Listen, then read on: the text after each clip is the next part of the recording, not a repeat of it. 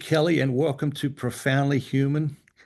Today, my guest, Mike Sharrow, serves as the CEO of C12, and we've had a great relationship with C12, which began as a tiny seed a few years ago. And there's been some great conversations around the Dream Manager and some great implementation of the Dream Manager at C12. And Mike, I've looked forward to the conversation. Thanks for joining us. Well, Matthew, first of all, you got the coolest name for a show, Profoundly Human. I think that's such a beautiful label for a set of conversations, and I'm a huge fan of your work and your passion for people and organizations. So thanks for letting me join you. You're very welcome. It's great to be with you. Um, C12, what is it? Who does it serve? Why does it matter? C12 serves leaders who run businesses, agnostic to whatever kind of business it is. But if you run a business that's got employees and revenue, and you're a follower of Jesus, that's really our target. And we help them because we believe a couple of things are true there, that God cares about how you run your business. It's hard to run a business. It can be lonely being a leader. There's no one telling you, here's your job description, here's your KPIs, you're doing it right, and yet you're responsible, accountable, and we think you've got tremendous opportunity.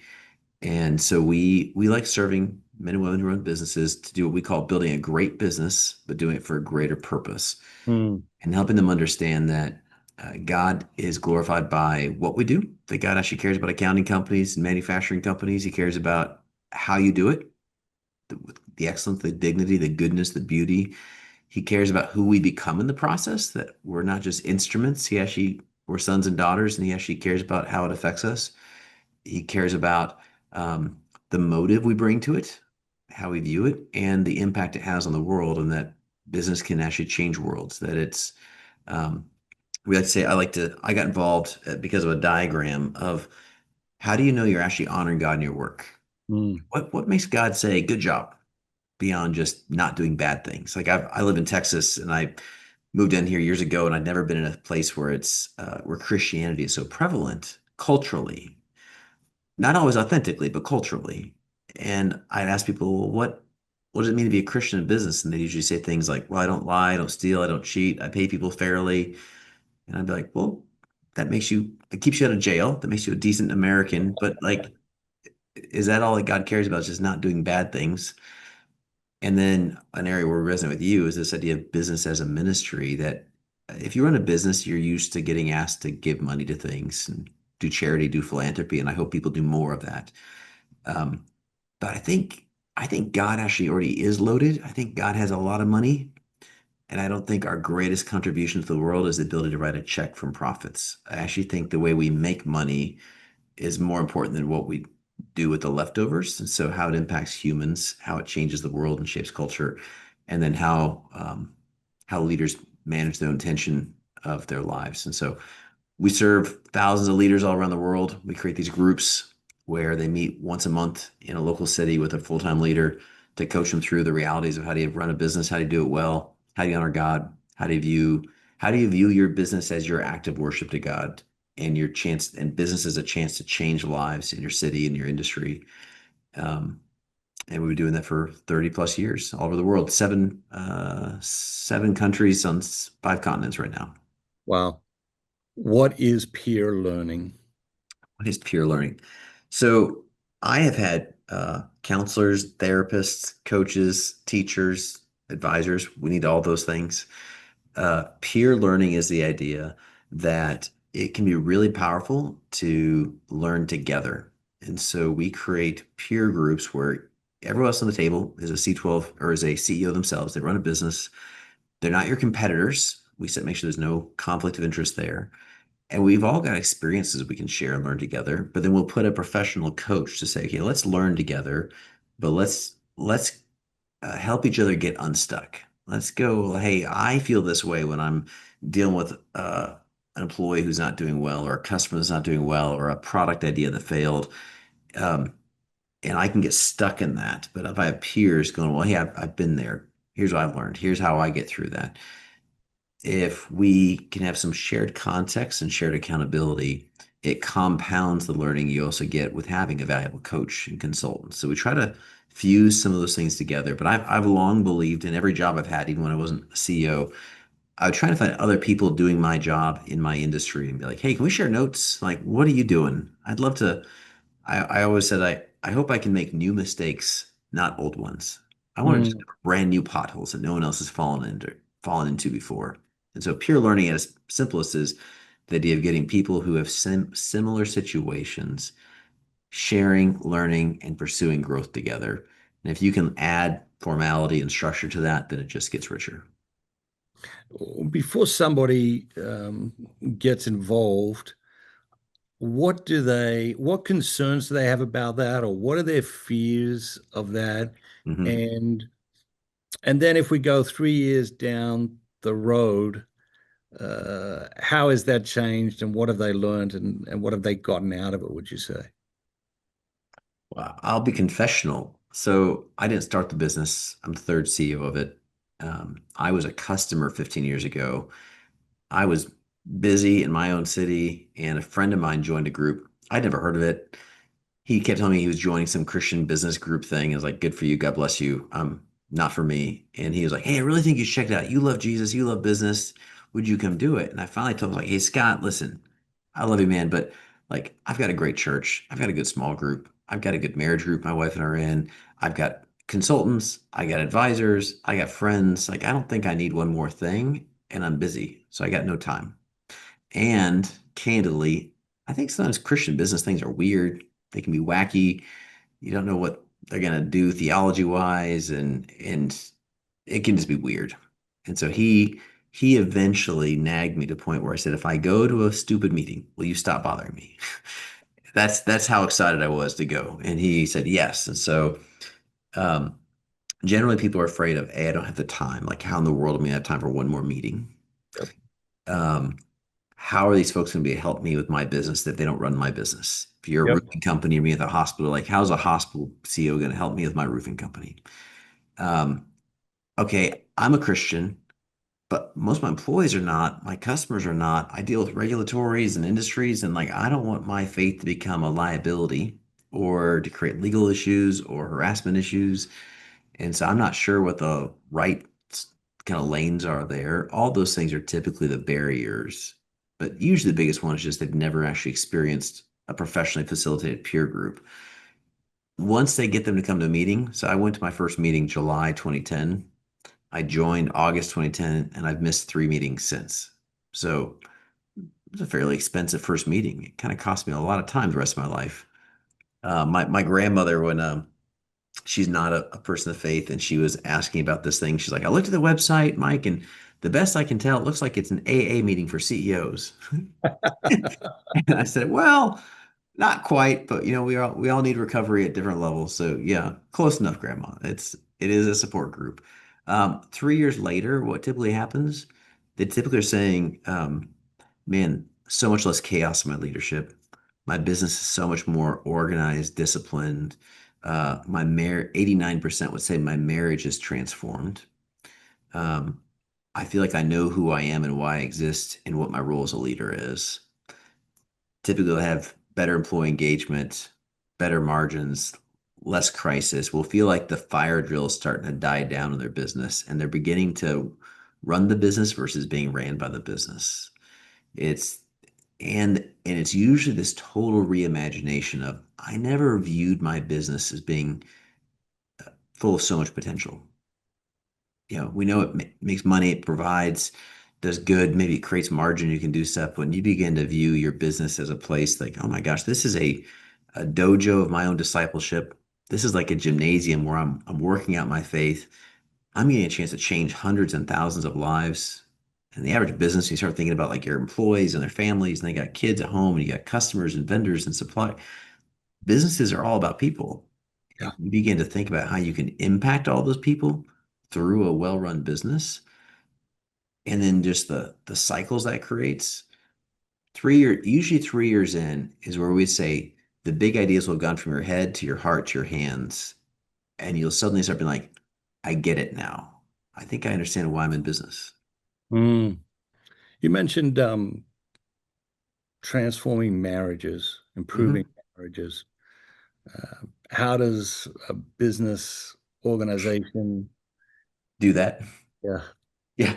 I always tell people it's super weird because we're a business. Like if you go to a C12 group, these meetings are once a month, they're 7 hour long, they're full of MBA level curriculum. Like we're dealing with real business issues, but we're also holding each other accountable to whole life success. And so we're saying you can't be a successful Christian business owner if you lose your marriage, if you lose your kids, if you lose your health, if you lose your soul, if running the business is at the expense of all those other things, you're doing it wrong. And sometimes you can, if you're in a small group at church or with friends, some people can give you grief. You're like, you don't understand, I'm an entrepreneur. You don't understand, I've got these pressures. But then you join a group where we've all got those pressures. We do understand, we do get it, and we've got to hold each other accountable for those things. And when we begin to speak into really viewing life as being successful in all areas at one time, that just begins to change things. And when our spouse knows that we're actually talking about this, one of our rhythms is once a year, every member presents on their business to their group. It's like an external board of directors. Your P&L, your balance sheet, your trends, your KPIs, what's working, what's your biggest issues. But to support that session, your peers will actually do a 360, interview your executive team and interview your spouse and ask him or her, hey, tell me about this guy, this gal. What's work-life balance? How can they better love you in the season? What does the family need right now? How's it showing up at home? What are the things you're proud of? What are the things you're concerned about? And then that group takes that feedback and holds that person accountable. mm, Well, just having that oxygen, that 360, bring it all into light begins to change things so much so that we've had someone will be a CEO of a company, they'll think about leaving, and their spouse's number one concern will be if you leave the company, you have to stay in C12. I don't want to lose that component in our life. My wife would say I didn't realize she felt this pressure, but she said that she felt like knowing I had a group that knew me that intimately and would hold me that accountable gave her the relief that she didn't have to be the only voice of the Holy Spirit in my life, that there'd be yeah. other people who would actually be calling me up and calling me out when I was chasing shiny things, running so fast, jeopardizing pieces. And so, yeah, we're not a marriage ministry, but it's like predictable that it's going to impact your marriage.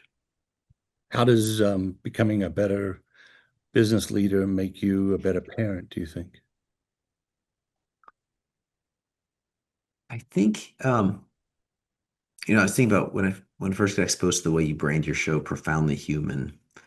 I think we're in an interesting era where from like 1960s through the early 2000s, we over compartmentalized our lives and allowed us to even compartmentalize our identity to where I could be Mike the dad, Mike the husband, Mike the CEO, Mike the church member, Mike the community member.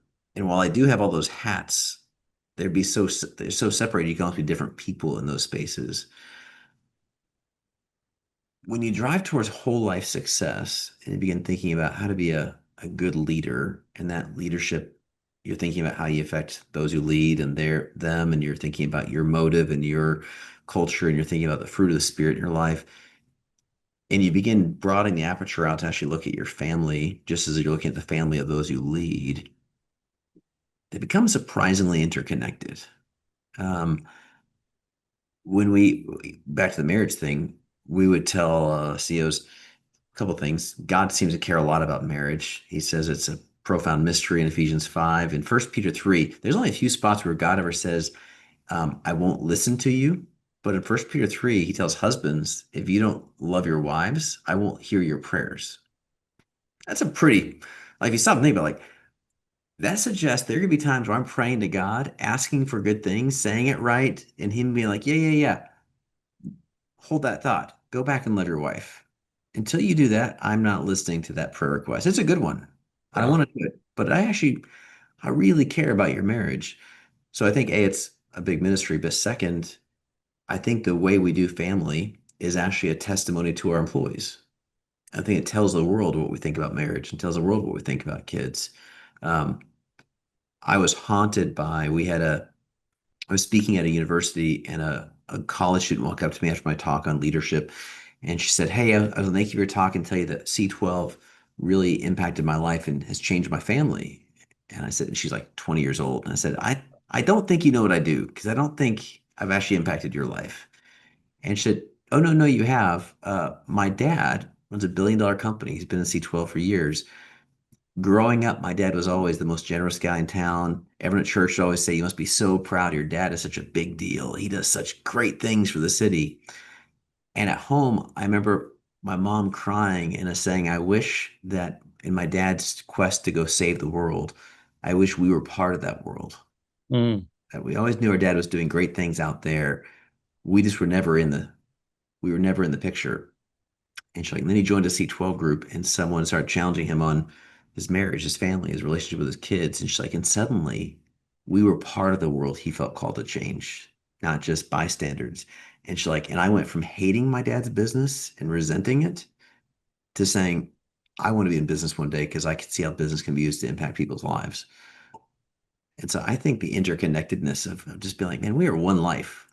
Um, and we're leading people to have whole life success is just way more connected than we like to think. Beautiful.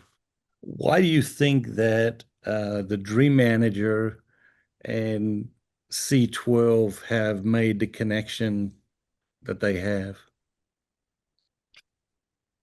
So we there's a little sometimes there's words we say commonly, but we don't stop and think about what they really mean. And so we talk about the idea of like doing business to the glory of God or honoring God with your job. You got to go, what does that really mean? And as we start pulling a thread on that, and we go, okay, so God cares about what you do, how you do it. What does God care about?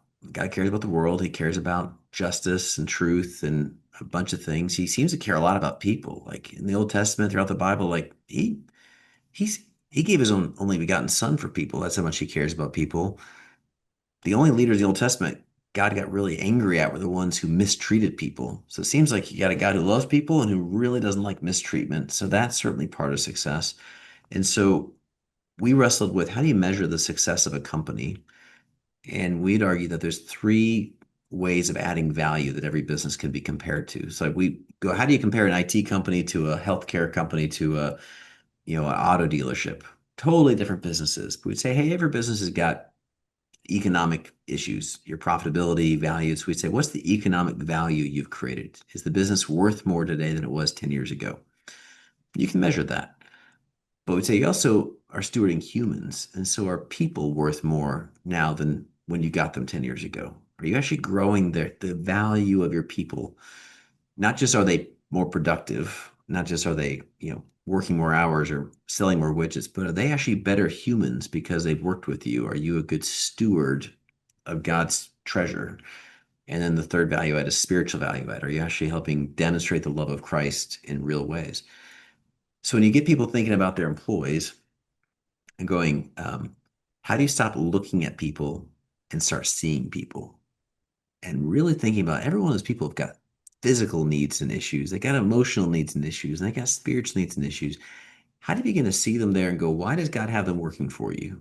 And how can they're working at this environment not just accomplish the goals you got, which is important, and let's make good stuff, but how could they go home as better moms and dads, better sons and daughters? How could they go home and your workplace actually be contributive towards them being more profoundly human in the way that God created them? Even if they don't know God, don't trust God, how could your place help them experience a bigger vision for their life? And so we've always been trying to find best practices. So like a third of our companies will hire chaplains to actually come minister to their employees and do like on-site care for employees, regardless of their religious background. We encourage, have great benefits, pay well, take care of people, address mental health. But I think there's something really powerful about the idea of asking, like, what is this person's dream? And what is this person's needs? And how do we see it, care about it, champion it, celebrate it? What that unleashes is such a culture of dignity and compassion and beginning to realize I forget there's an author once who said he was arguing for the importance of proximity, that it's it's hard to hate up close and it's pretty ineffective to love from afar. Mm. But when you get close to people, it's pretty hard to hate them because you begin to realize, gosh, you're a human just like me. And while I may have something I really disagree with you about or I'm annoyed by, there's also parts that I can relate with.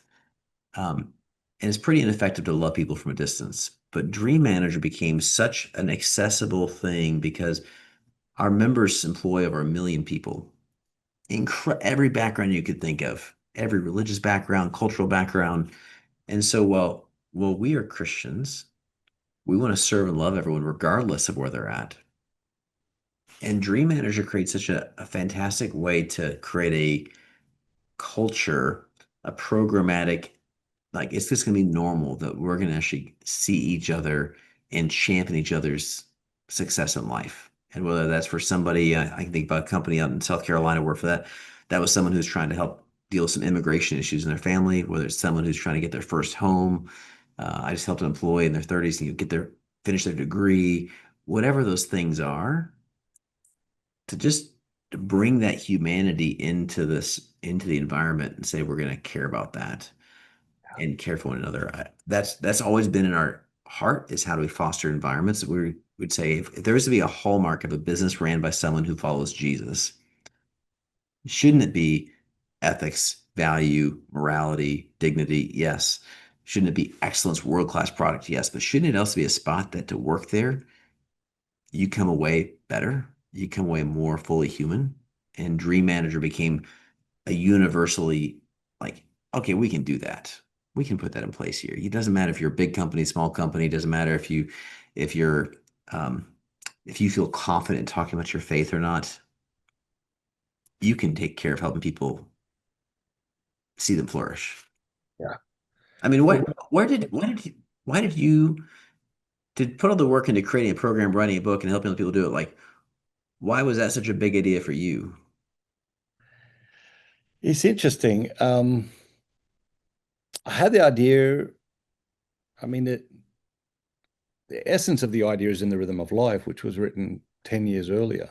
Hmm. Um, and dreams they'd just always been a big part of my life. And I had different people in my life, my parents, my older brothers, uh, my coaches at school, teachers at school, just always challenging us to set goals or to dream about the future or that sort of thing. And so in a lot of ways it was like second nature to me. And so when I got the idea for the book, I didn't write it for a long time. And then people would ask me, like, I thought you were going to write that. And I said, well, yeah, but it doesn't feel like a book. It just feels like a 2 minute conversation, you know? And it seems so simple to me, so basic to me that, you know, if we're in relationship, that I would ask you what your dreams are for the future. And you would ask me what my dreams are for the future. And to the extent that we're capable of helping each other accomplish those dreams, we would. Um, and that that doesn't make us, in my mind, doesn't make us extraordinary. Hmm. Like if someone says, "Oh, my dream is to be, I don't know, front row at a U2 concert," and I can make a phone call and make that happen. I don't think that makes me extraordinary. I think that just makes me human. Hmm. I think helping other people accomplish their dreams, their visions for the future is is just part of our humanity when we're not even when we're at our best, when we're just functioning in a healthy sort of way. And so I didn't write about it for a long time because I just felt like, well, this is just there's nothing here. This is just basic stuff. Um, and then I walked the Camino, Hmm. 500-mile walk, In Spain. starting in the south of France and to the west of Spain, um, and I came back from the Camino, and I was convicted. I need to write this book, and actually, it's the fastest book I ever wrote. I usually write. It usually takes me about a year to write a book.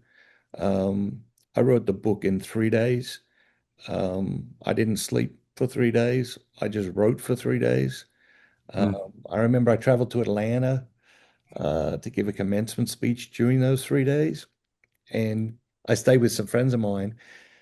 And the next morning, he's like, "Man, did you get any sleep?" I said, "What do you mean?" He said, well, someone in the house was sick in the middle of the night. I didn't realize, and they had to go to the emergency room." He said, "I had to go to the emergency room 4 o'clock. I saw your light on." I said, "Yeah, I'm riding." And so that was extraordinary experience there. Um, and I have this fundamental belief that to dream is a God-given ability, Mm. and it's pretty high in the hierarchy. Like the ability to look into the future and to imagine something that's bigger and better, and then come back into the present and work in the present to bring about that future reality.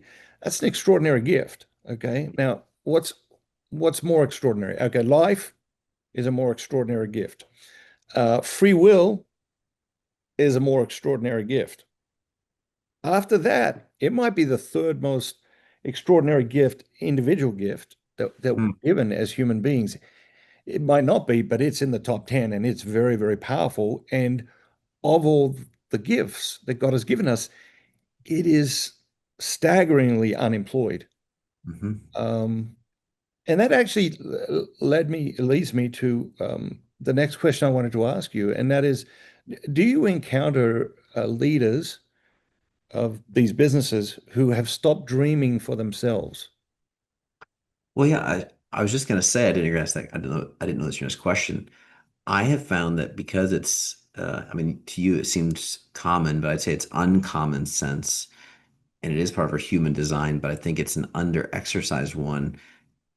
Before I'd read the Dream Manager book, I had a little onboarding tool when I get no employee after they've been here for a little while. I'd say, "Hey, this one, like, how's your family? How's your health? What are things? What do you do for fun?" And I had a question, just what are your dreams?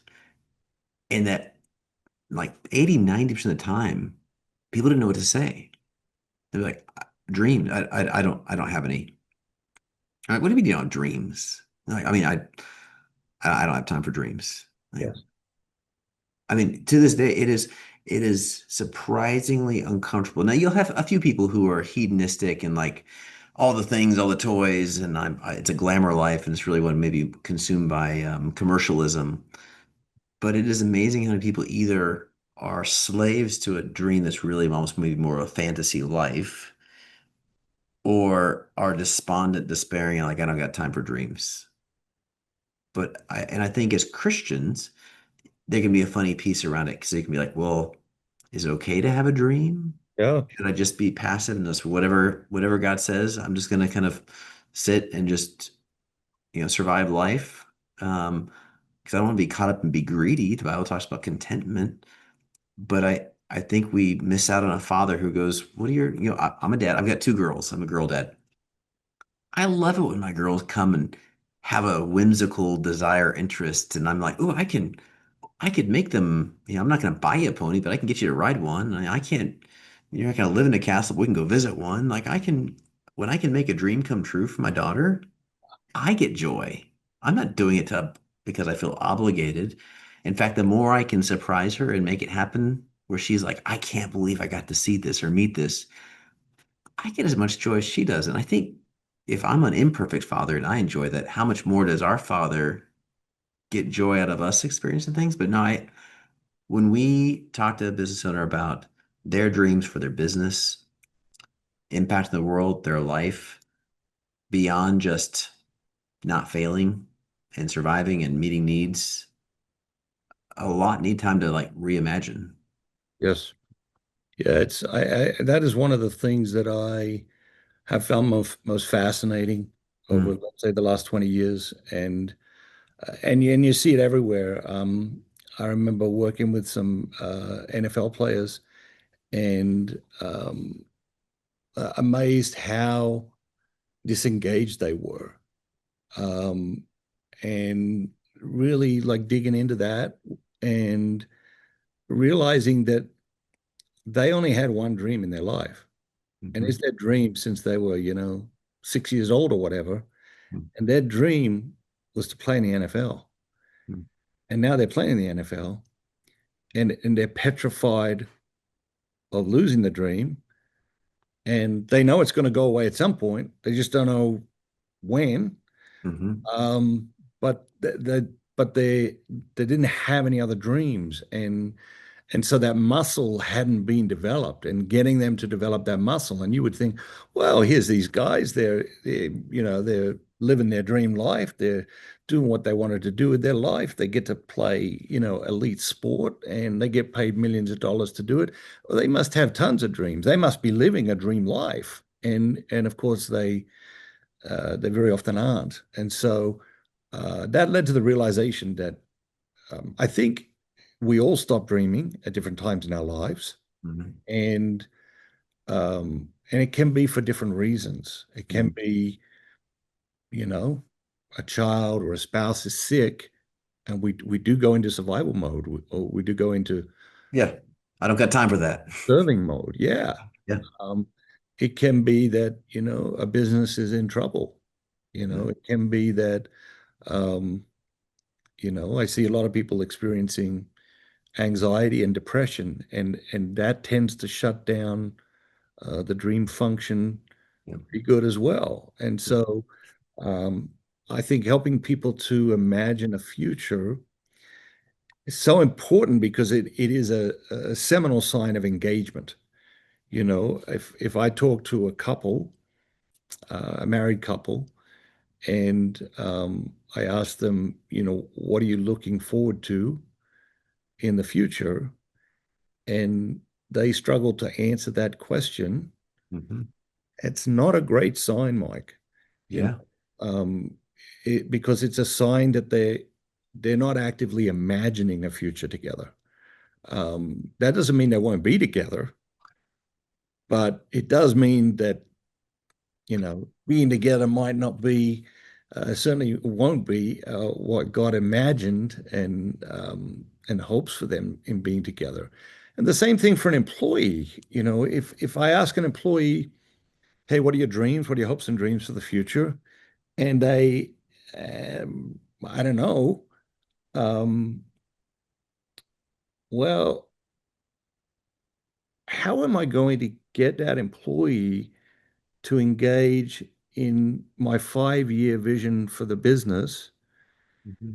if they don't have a vision for their life? We are always going to be more engaged in our personal life than our professional life. That is that is true. That should be true. That is a hierarchy that God created. And but if I'm not engaged in my personal life, Hmm. I can't expect people to be engaged in their professional life. And Hmm. that's like hiring someone to manage the books, the accounting that well, doesn't balance their checkbook, doesn't manage the And books. bankruptcy. Yeah. Yeah, exactly right. Being bankrupt 3 times and come and do the accounting for our business. Mhm. That's lunacy, right? So I think that engagement piece is fascinating to me. But what else do you see around the dream component that has surprised you? Sorry, you a fan of C.S. Lewis? Oh yeah, very much so. Okay, so I was just talking with a friend the other week. In one of his books, he says, essentially, like we're actually not that we desire too much, it's that we settle for too little. And he used this, pungent analogies like we're kids like making mud pies in the slums, and we sometimes resist God trying to take us to a holiday at the beach because we just see us losing what we have, which is mud pies, not knowing like he's not taking away, he's actually inviting us to trade up for something better. And so I think in general, we actually settle for way too little in life. And even things like greed and materialism, I think is rooted in a lack of a well a well-developed dream of like the richness of life God has for us. And so I think I love the way you describe it because I think one of the ways that makes our members get excited about Dream Manager with people is if you can help someone begin to become acquainted with the fact that God actually did create them with purpose and meaning and value and dignity that's actually beyond their job and their paycheck and what they do for us. I tell people when I hire them, I say, hey, there's a reason why we hired you because we have a need and you have the skill sets. And there's a reason why you took the job because we pay enough and you wanted to do this. But there's always a third agenda that neither of us know, and that's why does God have you here? Like, what does God want you to grow and learn here? What does God want you to help us learn and grow? And it may have nothing to do with why you came or why we hired you, but there's always a third agenda. And I think when you can begin to even rekindle the question of where are you going, it's a way to cultivate their human dignity being made in the image of God. And God is fundamentally a creative God who creates and brings beauty and order and excellence. And that's in us, but it needs to be kind of brought back to life. There's a rabbi who wrote a book called his name is Rabbi Daniel Lapin, and he actually argues, to use a different analogy, um, Jewish people throughout history have been very good in banking and finance, generally speaking. And he argues that it's because for thousands of years, God in the Bible told the Jewish people to tithe, to put 10% aside for this and 10% aside for that. And peculiarly, they're the first people in history who, as a whole nation, were taught to basically use ratios and to plan around money, to plan Wow. crops, to you'd harvest. I got to put 10% for God and 10% for the poor, and then here, and so I've got to live on 70%. Well, just the process of planning and thinking about ratios makes you steward the 70% you have better than if you just had 100%. And so he argues, well, why did God have them do that? He didn't need their produce. It wasn't like he wasn't hungry saying, I need your food to feed me. What if he was actually fathering them to be planners, and that in planning they'd actually be more successful, Hmm. be more prosperous, and they'd actually get to take care of more people. And so he argued that the reasons the Jews are a generally prosperous people is because God taught them to plan. Wow. And I think dreaming reawakens that like father's agenda for us. Um, and it's safe. Like what's imposing? I think employees do sometimes wonder like, what's in it for you? Like what why do you want to know what my dream is? If my dream has nothing to do with work, I'm like, well, because I want you to be fully human. I think you'll be a better employee if you're fully alive. Yes. And selfishly, I was meeting with an employee a couple weeks ago, checking in on her dreams. I said, selfishly, I get so much joy when I can look around my office and think like dream achieved, dream in process. He's fully alive. She's chasing after things like that's actually more satisfying for me than just knowing that they checked in, did their job, and went home. No question. It's interesting because you bring up sort of the suspicion. Yes.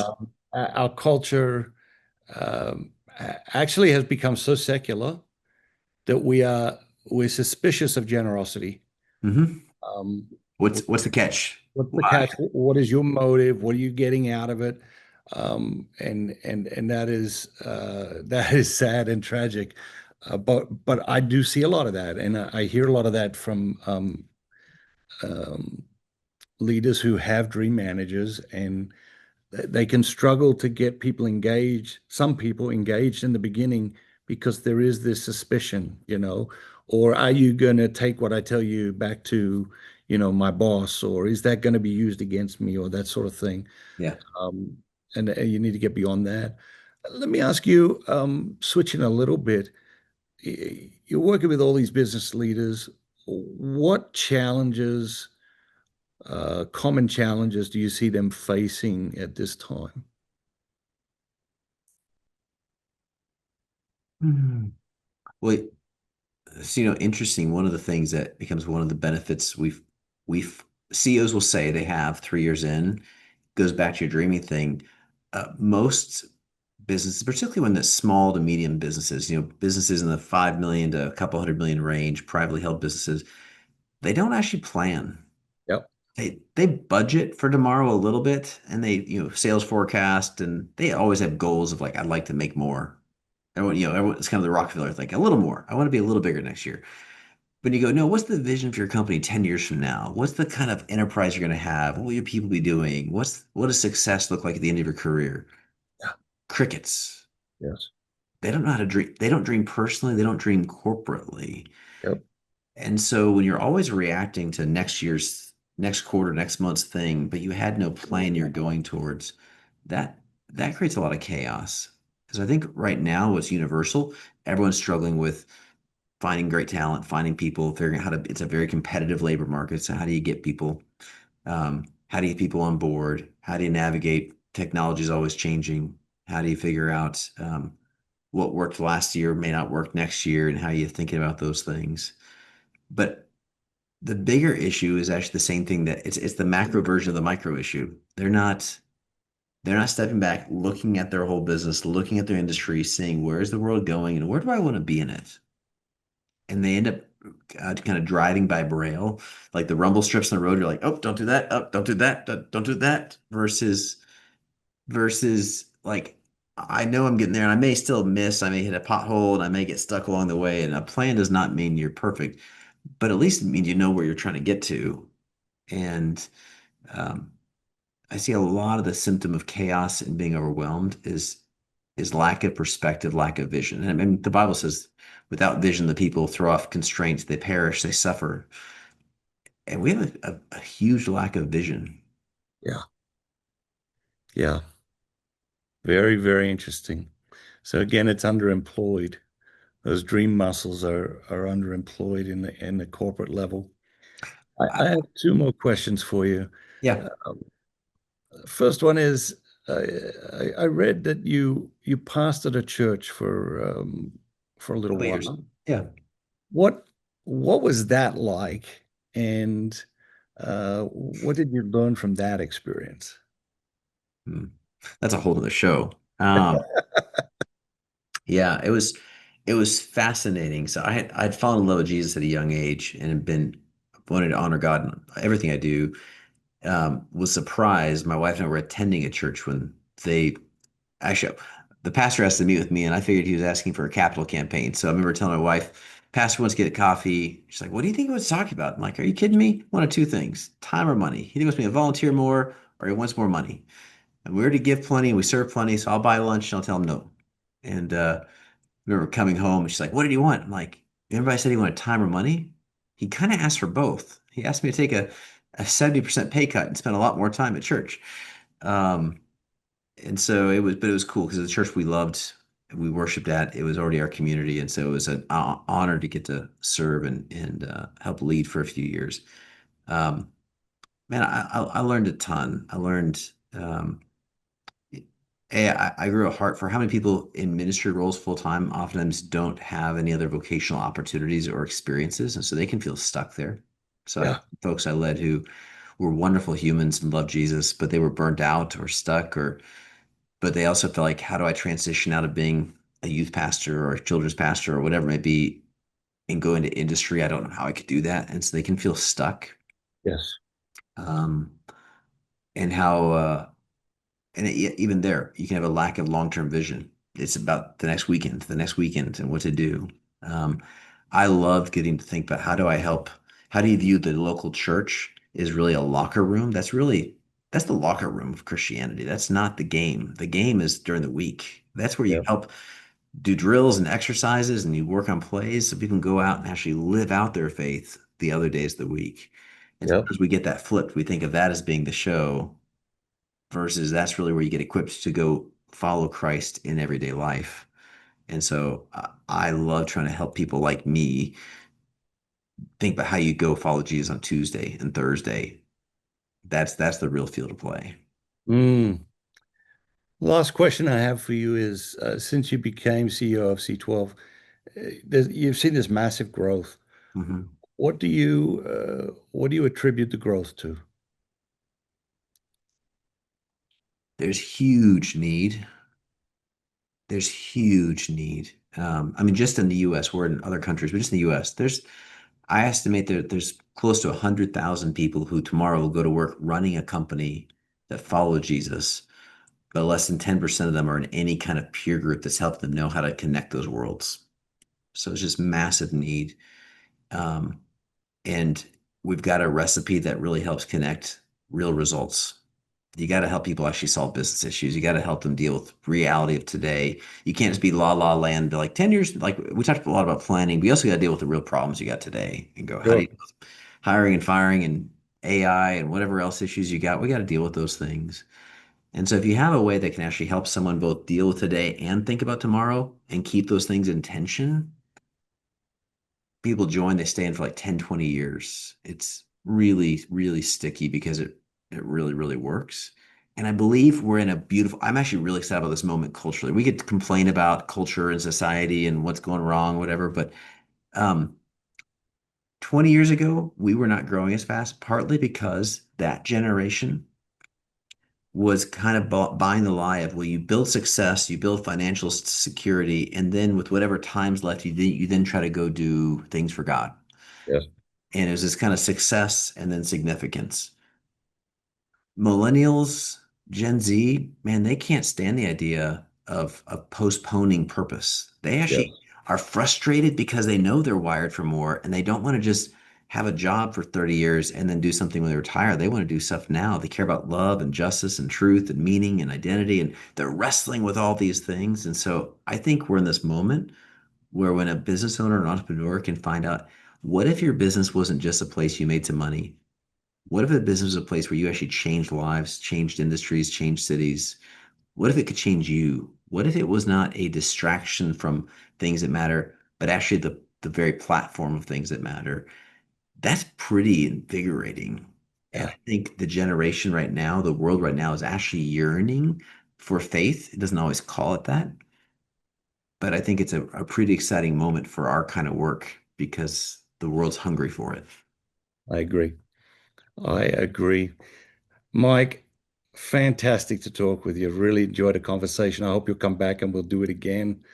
God bless you. God bless your work. And hope you have a great day. Likewise, Matthew.